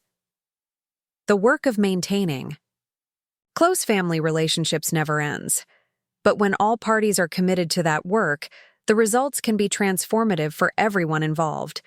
The spring weather brought with it a renewed sense of possibility, but also an unexpected challenge that would test everything we had learned about family communication and support. In early May, I received a phone call that changed the trajectory of our carefully rebuilt relationships in ways none of us could have anticipated. The call came from my doctor's office on a Tuesday morning while I was tending to the small herb garden Robert had helped me plant years ago. His nurse, Mrs. Patterson, spoke in the carefully measured tone that medical professionals use when delivering news that requires delicate handling. "Mrs. Ward, Dr. Hernandez would like you to come in this week to discuss your recent test results. Would Thursday afternoon work for your schedule?" The phrasing was polite but ominous. In my experience, test results that warranted special appointments were rarely routine or reassuring. I had gone in for my annual physical 3 weeks earlier, expecting the usual discussions about cholesterol levels and blood pressure management that characterized medical appointments for women my age. "Is there something specific I should be concerned about?" I asked, though I wasn't sure I wanted to hear the answer. Mrs. Patterson's response was professionally evasive, but not entirely reassuring. "Dr. Hernandez prefers to discuss results in person. Thursday at 2 o'clock? I agreed to the appointment and spent the following 2 days in a state of suspended anxiety, trying to continue normal activities while my mind raced through various medical possibilities. At 72, I was acutely aware that my body's resilience wasn't what it had been in younger decades, but I had been feeling healthy and energetic. Whatever had shown up in my test results was apparently not something I could have detected through my own physical awareness. The herb garden provided some distraction during those days of waiting. Robert had chosen the location carefully, ensuring that it received morning sun while being protected from harsh afternoon heat. Over the years, I had expanded his original design to include not just cooking herbs like basil and oregano, but also medicinal plants like lavender and chamomile that could be used for teas and aromatherapy. Working with my hands in the soil, deadheading spent blooms and harvesting fresh herbs for dinner preparation gave me a sense of connection to something larger than my immediate concerns. The garden represented continuity across seasons and years. The kind of gradual growth and careful tending that characterized the best aspects of long-term relationships. As I worked, I found myself thinking about how to handle whatever news Dr. Hernandez might have for me. Should I call Michael and Sarah immediately after the appointment, or wait until I had more complete information? Should I ask one of them to accompany me to the appointment, or maintain my independence by handling the initial consultation alone? These questions reflected the ongoing challenge of balancing autonomy with family support that had become central to our relationship. Evolution. I wanted to include Michael and Sarah in significant health decisions without burdening them unnecessarily or creating the impression that I couldn't manage my own medical care. After considerable deliberation, I decided to attend the appointment, alone, but to call them immediately afterward with whatever information I received. This approach would allow me to process the news privately before sharing it with family members, while also ensuring that they were informed promptly about any developments that might affect our family planning. Thursday afternoon arrived with the kind of clear skies and gentle breeze that make spring feel like nature's apology for winter's harshness.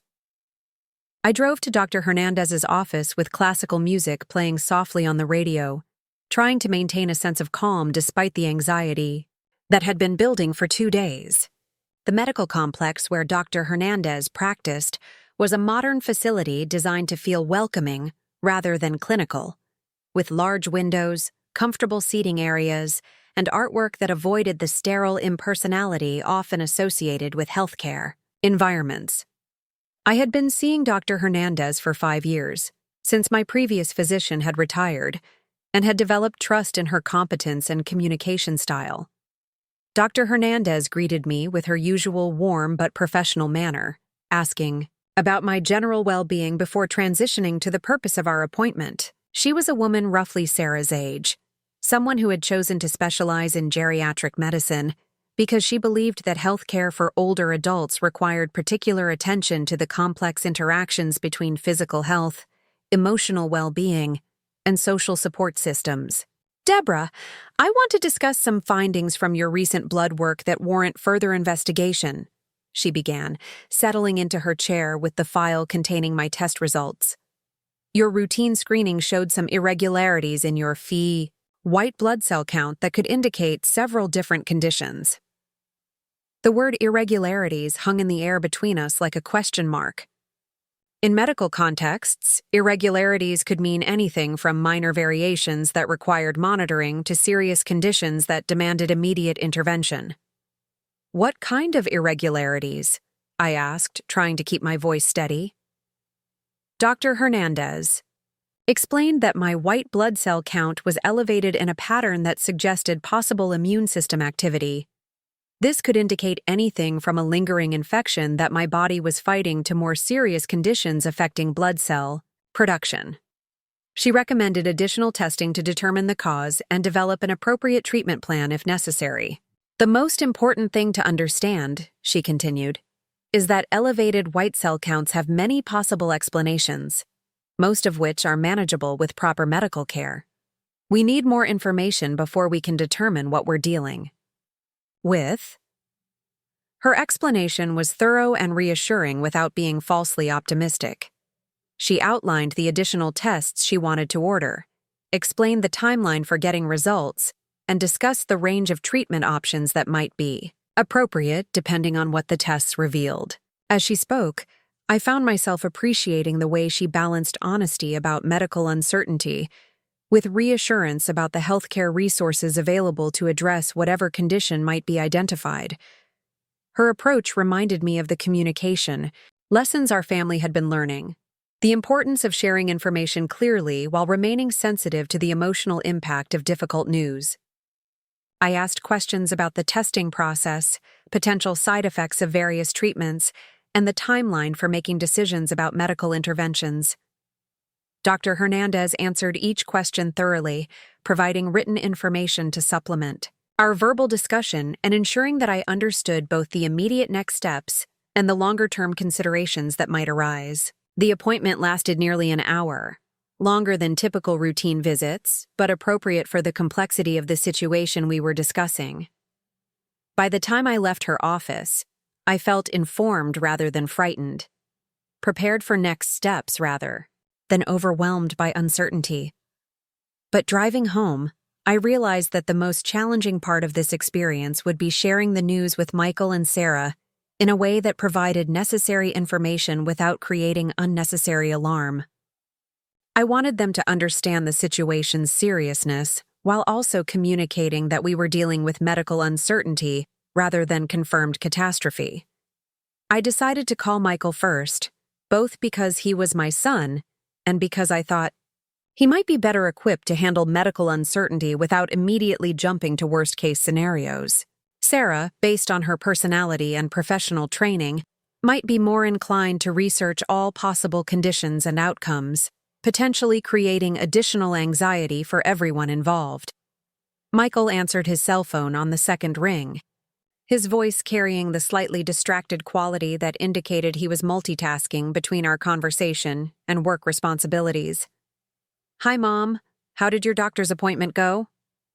His question surprised me because I hadn't mentioned the appointment to him. Then I remembered that Sarah and I had scheduled a coffee date for Friday afternoon, and I had mentioned during our last conversation that I might need to reschedule depending on a medical appointment. "Actually, I'm calling to talk to you about that," I said, pulling into my driveway and turning off the engine. "Do you have a few minutes to talk privately?" The change in my tone immediately got his attention. "Of course. Let me close my office door." I waited while he created privacy for our conversation, appreciating his recognition that this was likely to be a discussion requiring his full attention. When he returned to the phone, his voice carried the focused quality that indicated I had his complete concentration. I explained Dr. Hernandez's findings and recommendations as clearly as I could, trying to convey both the seriousness of the situation and the uncertainty about its ultimate significance. I described the additional testing that would be required and the timeline for getting more definitive information. Michael listened without interruption, asking clarifying questions only after I had finished my explanation.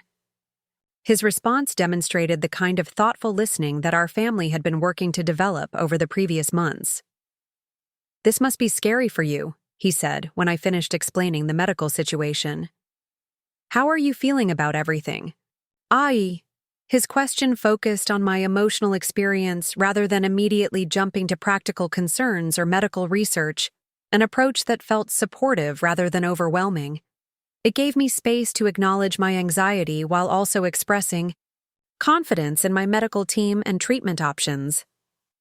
"I'm concerned, obviously," I replied, "but I feel good about Dr. Hernandez and her approach to getting more information. The hardest part right now is not knowing what we're dealing with." "Would you like me to come with you to any of the follow-up appointments?" he asked. "I could rearrange my schedule if you think an extra set of ears would be helpful." His offer was made without pressure or assumption that I needed assistance, phrased in a way that respected my autonomy while providing clear support if I wanted it. The sensitivity of his approach reflected how much our communication patterns had improved over the previous months. "Let me get through the initial round of testing," I said. "If the results indicate something that requires complex treatment decisions, I might appreciate having you there for those discussions." We talked for another 15 minutes about practical considerations. Should I inform other family members? How to handle the uncertainty during the testing period? Whether to make any changes to my daily activities while waiting for results? Michael's responses were thoughtful and supportive, helping me think through various options without trying to make decisions for me.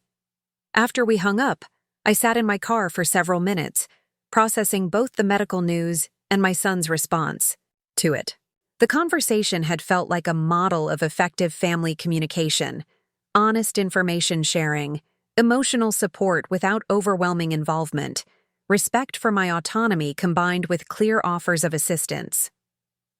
I called Sarah next, using the same approach I had used with Michael.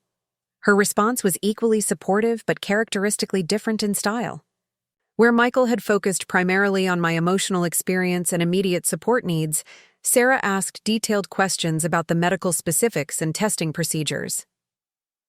"What type of white blood cells were elevated?" she asked. "Did Dr. Hernandez mention any specific conditions she's considering?" Her questions reflected her professional background and analytical approach to problem solving, but they were asked in a way that felt genuinely concerned rather than intrusive.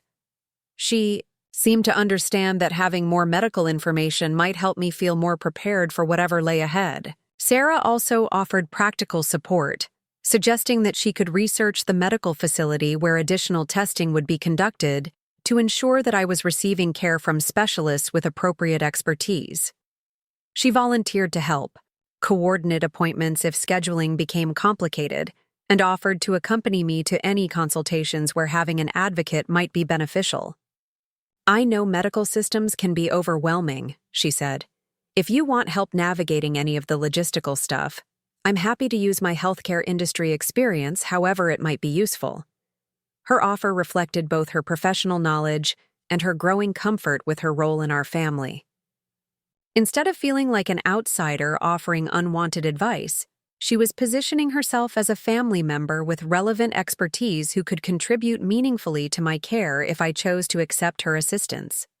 The conversations with both Michael and Sarah left me feeling supported rather than managed, informed rather than overwhelmed. They had each offered help in ways that reflected their individual strengths, while respecting my independence and decision-making authority. Over the following week, as I underwent the additional testing that Dr. Hernandez had recommended, I continued to appreciate the balance we had achieved in our family communication. Michael checked in regularly with brief calls or text messages. That expressed concern without being intrusive. Sarah shared relevant articles about medical advocacy and patient rights, providing information that helped me feel more prepared for medical appointments without overwhelming me with worst-case scenarios. The testing process itself was more extensive than I had anticipated, involving multiple blood draws, imaging studies, and consultations with specialists. Each appointment provided additional pieces of information while also generating new questions about potential diagnoses and treatment options. During this period of medical uncertainty, I discovered something important about the difference between facing health challenges alone versus facing them with family support. The medical procedures themselves weren't significantly different, from what they would have been if I had been navigating them independently. But having family members who were informed about my situation and available for consultation made the emotional burden much more manageable. Michael's approach to support involved regular check-ins that allowed me to share concerns or frustrations without feeling like I was burdening him with medical details. He asked about my comfort level with various procedures, my confidence in my medical team, and my emotional state as we waited for test results. Sarah's support involved helping me organize medical information and prepare questions for doctor appointments. She created a simple tracking system for test results and appointment schedules, ensuring that I had easy access to relevant information when meeting with different specialists. Both approaches were valuable in different ways, and together, they provided comprehensive support that addressed both the practical and emotional challenges of dealing with medical uncertainty. More importantly, neither of them made me feel like my medical situation was being taken out of my hands or managed by others without my input. The test results began coming back in pieces over the course of 2 weeks, each providing additional information while also raising new questions. The imaging studies showed some lymph node enlargement that was consistent with immune system activity, but not specific enough to indicate a particular diagnosis. Additional blood work confirmed the elevated white cell count while also revealing some other markers that suggested possible autoimmune involvement.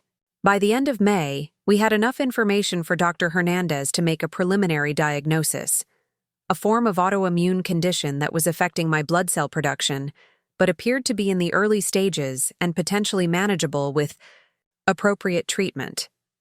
The good news, Dr. Hernandez explained during our results consultation, is that we've caught this early, and there are several treatment options available that can help manage your symptoms and prevent progression. She outlined a treatment plan that involved medication to regulate my immune system function, regular monitoring to track my response to treatment, and lifestyle modifications that could support my overall health during the treatment process. The diagnosis was serious enough to require ongoing medical care, but not catastrophic in terms of my immediate prognosis. With proper treatment, Dr. Hernandez expected that I could maintain a good quality of life and continue most of my normal activities. More importantly, the diagnosis provided clarity after weeks of uncertainty. Instead of wondering what might be wrong, we now knew what we were dealing with and could make informed decisions about treatment and lifestyle adjustments. I called Michael and Sarah together for a conference call to share the news, appreciating the way this approach allowed them to ask questions and process the information simultaneously, rather than requiring me to have the same conversation twice. Their response to the diagnosis reflected the maturity and thoughtfulness that had characterized their support throughout the testing process. They asked informed questions about treatment options and side effects, expressed relief that we had answers rather than continued uncertainty, and offered specific types of assistance for the treatment phase. "What can we do to help make treatment as manageable as possible?" Sarah asked.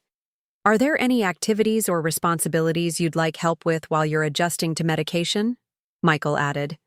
Their questions focused on practical support, rather than emotional management, treating me as someone capable of handling the emotional aspects of my diagnosis while potentially needing assistance with logistical challenges. But the conversation also revealed something that I hadn't fully anticipated: the way that my medical situation would affect their own lives and planning. Sarah mentioned that she and Michael had been discussing pregnancy timing and wondered whether my health situation should influence their family planning decisions. "We don't want to add stress to your situation by dealing with pregnancy and new baby demands," Sarah explained. "But we also don't want to postpone starting our family indefinitely because of medical uncertainty." Her concern was touching but also troubling because it suggested that my health condition might become a factor in their major life decisions. I didn't want my medical situation to delay their family planning or create guilt about pursuing their own goals during my treatment period. "Please don't postpone your family plans because of my health," I said firmly. "My condition is manageable, and having grandchildren to look forward to would be wonderful motivation during treatment." The conversation continued for nearly an hour, covering practical considerations about treatment schedules, family gathering modifications that might be necessary if my medication affected my energy levels, and communication strategies for keeping extended family informed about my condition without creating unnecessary alarm. By the end of our call, I felt confident that we had established a framework for handling my medical situation that balanced family support with personal autonomy, practical assistance with emotional respect. Over the following weeks, as I began the treatment regimen that Dr. Hernandez had recommended, our family continued to demonstrate the communication skills we had been developing over the previous months. Instead of treating my medical condition as a crisis that required dramatic changes to our relationships and routines, we approached it as a manageable challenge that we would handle together while respecting each person's individual needs and capabilities. Michael adjusted his work schedule slightly to be available for medical appointments that might require transportation or advocacy support, but he did so without making me feel like I had become a burden on his professional responsibilities. Sarah researched support groups and resources for people with autoimmune conditions, providing information that helped me connect with others facing similar challenges without overwhelming me with medical research that might increase rather than decrease my anxiety. Most importantly, they both continued to treat me as someone whose opinions and preferences mattered in family decisions, rather than someone whose medical condition had diminished my authority or judgment. When we discussed summer vacation plans, they asked about my energy levels and treatment schedule, but they also asked about my preferences for activities and destinations. This balance between accommodation and normalization felt exactly right for my situation. I needed some adjustments to accommodate medical appointments and potential medication side effects, but I didn't need to be treated as an invalid or have my role in family decisions fundamentally altered. The treatment itself proved to be less disruptive than I had feared. The medication required careful monitoring and caused some initial fatigue, but the side effects were manageable and decreased over time as my body adjusted to the treatment regimen. More significantly, the medication began showing positive effects within the first month. My energy levels improved. Some joint pain that I had attributed to normal aging decreased noticeably, and follow-up blood work showed that my white cell count was moving toward normal ranges. Dr. Hernandez was pleased with my response to treatment and optimistic about my long-term prognosis. "You're responding exactly as we hoped," she said during our 1-month follow-up appointment. "If this trend continues, we should be able to manage your condition very effectively with minimal impact on your quality of life." By early July, I felt better than I had in months, possibly years. The treatment had not only addressed the specific autoimmune condition, but had also improved my overall sense of vitality and well-being. I began to suspect that I had been dealing with subtle symptoms of this condition for longer than any of us had realized, and that getting proper treatment was restoring energy and comfort that had been gradually declining. This improvement in my physical health coincided with continued strengthening of our family relationships. The experience of dealing with medical uncertainty together had demonstrated that we could support each other through challenging situations, without reverting to old patterns of communication dysfunction. More importantly, the experience had shown that family support during health challenges doesn't require sacrificing independence or autonomy. It's possible to accept help while maintaining decision-making authority, to share concerns while taking responsibility for emotional management, to benefit from family involvement while preserving personal dignity. These lessons proved valuable when, in August, we faced a different kind of family challenge that tested our communication skills in new ways. Sarah and Michael announced that they were ready to begin trying to start a family, a decision that brought excitement, but also uncertainty about how pregnancy and parenthood would affect our carefully balanced family relationships. "We've been thinking about this for months," Sarah explained during one of our coffee dates, "and we feel ready to take this step. But we also want to make sure we handle the process in a way that includes you appropriately without creating pressure or unrealistic expectations."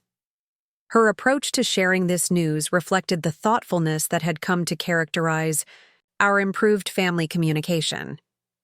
Instead of simply announcing their decision, she was inviting conversation about how pregnancy and eventual parenthood might affect our family dynamics.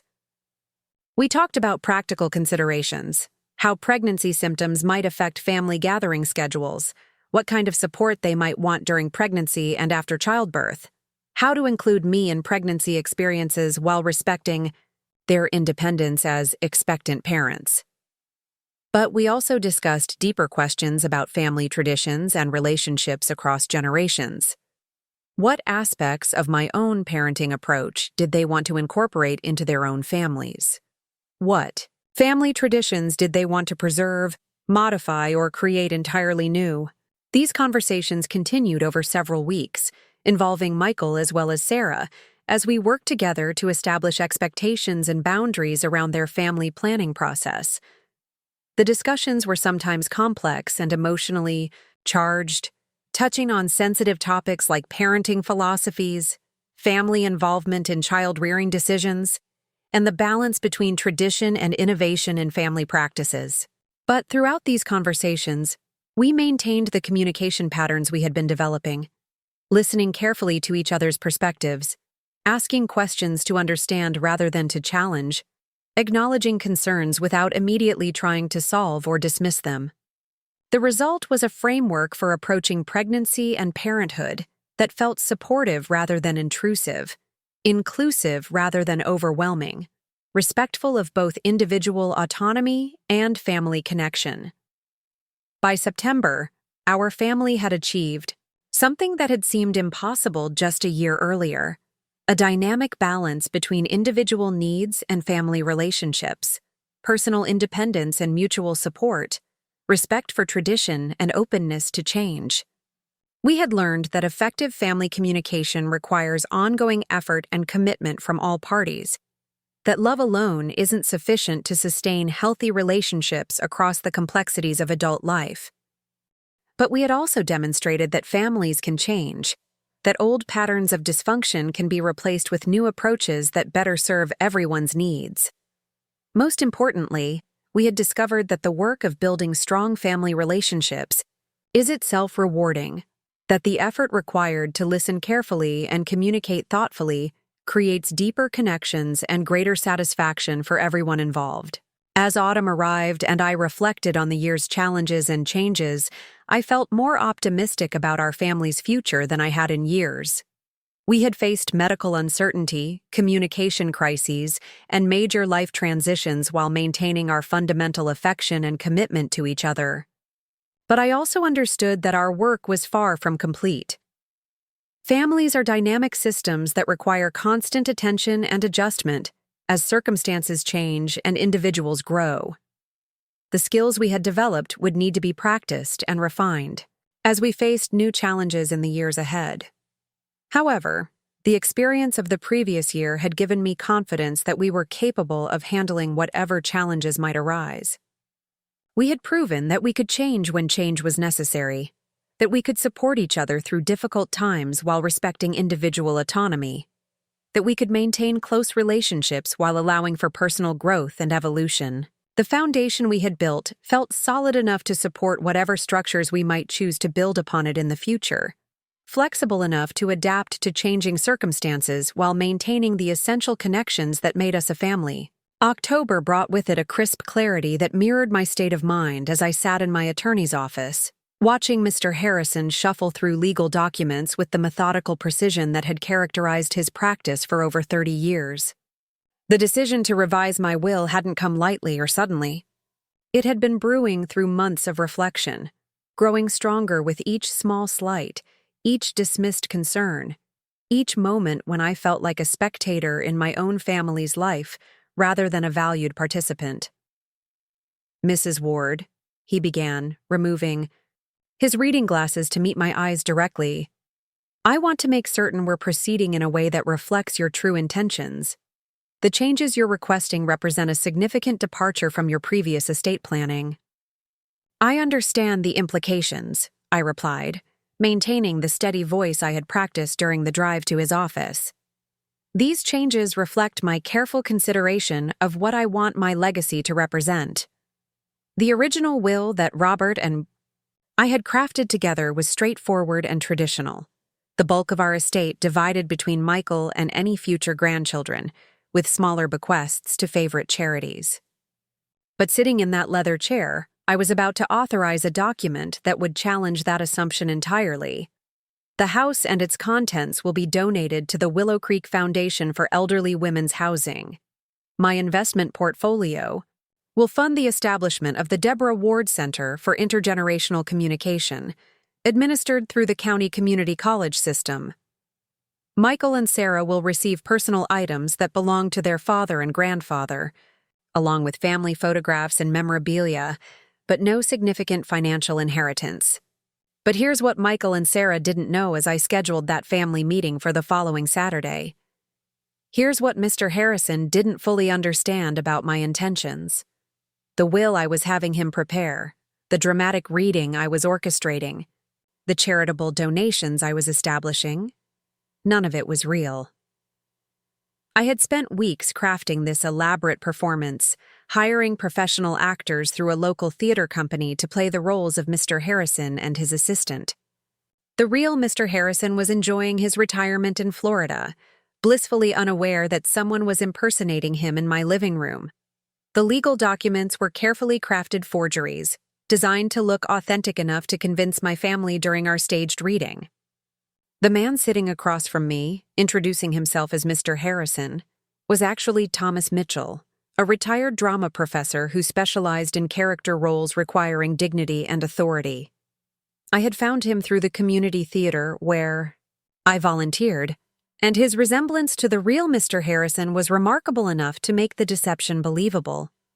The entire charade had cost me nearly $3,000, money I considered well spent if it achieved its intended purpose. Forcing Michael and Sarah to experience exactly what I had been feeling for months, the shock of being excluded from important decisions, the pain of discovering that their voices didn't matter to the people who claimed to love them. Saturday afternoon arrived gray and drizzly, matching the somberness of the occasion I had orchestrated. Thomas arrived at 1 o'clock, carrying the leather briefcase I had provided, and reviewing final details of our performance. "Are you certain about this approach?" he asked, his voice carrying the concern of someone who understood the emotional risks of elaborate deceptions. Family relationships can be fragile, and this kind of shock might cause damage that's difficult to repair. I had wrestled with these concerns for weeks, weighing the potential benefits of my dramatic lesson against the risks of betraying my family's trust through deliberate deception. But months of feeling unheard and dismissed had convinced me that conventional approaches to family communication weren't sufficient to create the awareness I needed them to develop. Sometimes people need to experience their own behavior reflected back to them before they can recognize its impact on others, I replied, though my confidence wavered as the moment of truth approached. At exactly 2 o'clock, Michael and Sarah arrived together, both dressed appropriately for what they believed was a serious family meeting about estate planning. They greeted Thomas politely, clearly recognizing him as their family attorney despite having never met him before. The performance unfolded exactly as I had rehearsed. Thomas read the fabricated will provisions with convincing legal authority, describing charitable donations that would consume the majority of my estate while leaving Michael and Sarah with minimal inheritance. Their shock was immediate and profound, exactly the reaction I had been hoping to provoke. "I don't understand," Michael said, his voice carrying genuine distress. "Have we done something wrong? Have we disappointed you in some way?" I read my carefully prepared letter, describing months of feeling excluded from family decisions and dismissed in family conversations. As I detailed specific incidents where I had felt unheard, I could see recognition dawning in their expressions, the uncomfortable awareness that comes when someone points out behavior patterns that have been invisible to us but obvious to others. Sarah's response revealed her analytical nature and professional training. "I can see how some of our behaviors might have felt dismissive, even though that wasn't our intention. but I'm struggling to understand why inheritance modification is the appropriate response to communication problems. The conversation continued for over 2 hours, with both Michael and Sarah demonstrating genuine willingness to examine their behavior and commit to change. They acknowledged specific incidents where they had been exclusionary, expressed remorse for making me feel unvalued, and promised to be more conscious of including me in family decisions. But as I watched their sincere efforts to understand and address my concerns, I began to feel something I hadn't anticipated: guilt. The pain on Michael's face was real, even though the will that had caused it was fabricated. Sarah's commitment to changing her communication patterns was genuine, despite being motivated by a deception I had carefully orchestrated. Thomas played his role perfectly, maintaining the legal authority necessary to make our performance believable, while also providing the framework for potential future modifications. Mrs. Ward retains the right to modify her will at any time, he explained, including reversing the changes we've discussed today. By the time our staged meeting concluded, Michael and Sarah seemed emotionally drained, but also relieved to finally understand the issues affecting our relationships.